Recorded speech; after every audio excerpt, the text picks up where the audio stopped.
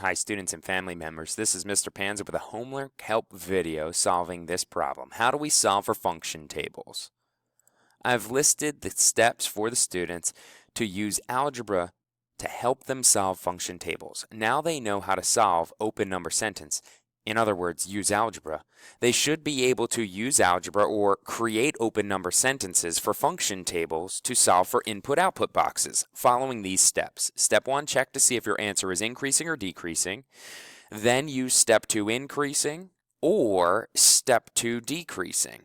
Then, after you've determined what the rule is by using algebra, you need to apply that rule to all in the function table. Let's take a look at your homework. The homework would look something like this, except yours is out of 12. You'll notice that I've listed all of the steps at the top, the same exact steps that we just discussed. You need to determine if the number is increasing or decreasing. Then you're either going to use increasing or decreasing steps for A and B, and then apply the rule, and you determine the rule by using algebra, to each of the missing spaces in the rule chart. So the first thing you need to do is make sure you understand that I'm creating an open number sentence. So I can see that from 6 to 26, I am increasing, which means I'm either adding or I'm multiplying. I would try one first. I'm going to go ahead and try and see if I can create an open number sentence with addition to solve for n, because once I've determined what n is, then I'll recognize what the rule is, and I'll be able to apply it to every other number set in this function table. So just like we did for open number sentences, connect what you know, 26 and 6, and follow the rule. If you forget the rules, let me pull up the cheat sheet for you so you can remember what the rules are for open number sentences. Here it is. Here are all of the rules that you need to know. What I would do is anytime you need to apply the rule, come back to the 2-minute and 15-second portion of this video right now and pause it. Then take a look at the rule and look at the problem. The problem that we are being asked is adding. When I add n, I refer to the rule that tells me in an open sentence to add, I need to subtract the numbers that I have. So I take 26 and I subtract 6. And yes, you're allowed to use a calculator. That will get me 20. That means that n could possibly equal 20, which means the rule could be everything plus 20. Let's see if it works. 7 plus n, replace n with 20, and 7 plus 20 is 27. 10 plus 20, because if we believe n is 20, then 10 plus 20 is going to be 30. You can see that this works. Now that I've used algebra and the steps above, I'm able to fill in the rest of this chart. And I can see that 14 plus 20 is 34. Now you'll notice I've also missed some other parts of this box, but now that we know the rule is plus 20, I can use my algebra sense once again to solve for this missing piece of the equation. Let's call this missing piece z. So z plus 20 equals 35. Once again, I'm going to take what I know and then use the rules. It's an addition problem, so I'm going to subtract what I know to solve for z. So I'm going to take 35 and I'm going to subtract 20, and that will get me the answer 15. So I replace this variable with 15 and I double check. Is 15 plus 20 35? It absolutely is. So the rule add 20 can be applied to every single question in the input to get the output that you see here. And by using the steps above, you should be able to use algebra to determine what the rule is and to solve for all of the blank spaces on tonight's homework. So let's check it out for question 2.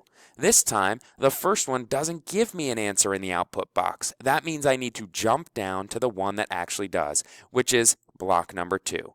We start with an input 6. You can't solve with algebra unless you have an input and an output. So I notice that I'm increasing, and I can either add or multiply to go from 6 to 18. I could start with addition, or I could jump to multiplication.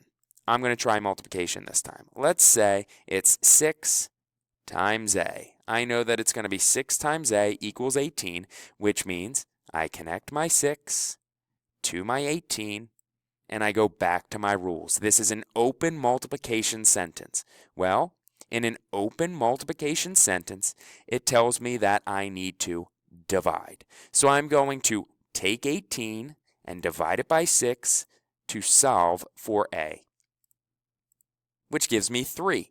Now I'm going to apply this rule to every single box. We believe that A possibly equals 3 and that the rule could potentially be multiply 3 to every single box. Well, the only other box I can try it in is this one because I have an input and an output. So let's replace A with 3 and test. Is 10 times 3 30? Absolutely. And now you can fill in the rest of the chart. 4 times 3 for the top and 8 times 3 for this one. Go ahead and fill in the output boxes with the correct answers now. Then flip it to the back page along with me. Let's continue to use what we know. Because the first input has an output, I am able to use my steps. I know that I am either adding or multiplying because I am increasing. That's step 1. I'm increasing from 5 to 25, so I'm going to assume that this is a multiplication open number sentence that I need to solve for. So 5 times n will equal 25. Once again, in algebra, I'm going to connect what I know and use the rules of algebra. It's a multiplication sentence, so I'm going to take 25 and divide it by 5. Because in an open number sentence that tells me to multiply, the rule tells me to divide. 25 divided by 5 equals 5. So we believe in this equation that n is equivalent to 5.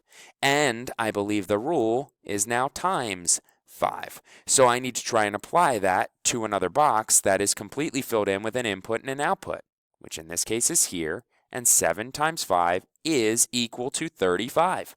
So yes, the rule is multiply by 5, which easily you'll be able to do 6 times 5 to get the output answer. However, you will not be able to do it as easy for the bottom portion, and again, algebra must come into play. So something times 5 got me 40. In this case, again, I can replace that with a variable, which makes this an open number sentence, and in an open number sentence that tells me to multiply, the rule tells me, and go back to my rules, the rule tells me that I divide the numbers to solve, in this case, for z. So I'm going to take 40 and divide it by 5, which would get me z, or 8. So I'm going to take z out of there and replace it with the number because I no longer need a variable. And yes, that checks out because 8 times 5 is certainly 40. So twice in this chart, I was able to use algebra to solve for variables and answer the questions on the function table. Make sure that you fill out every blank space, even though I'm leaving some blank. Here's another one. I'm going from 1 to 6. I'm going from 2 to 12. I'm going from 3 up to nothing, and I'm going to have to use algebra. So I know I either have to add or multiply, and since I've been trying multiplication, let's try it again. Let's this time say that it's times z. A variable, remember, can be any number or symbol that represents a missing number. And if I'm multiplying, I'm taking what I know in algebra, 6 and 1, and following the rule for multiplication, which tells me in an open number sentence that tells me to multiply, I divide. 6 divided by 1 is going to get me 6. So I believe that z is equal to 6. Well, let's try it out. If z is equal to 6, then my rule is everything times 6. 2 times 6 absolutely gets me 12, which means apply that rule to 3, multiply it by 6, and you will get 18.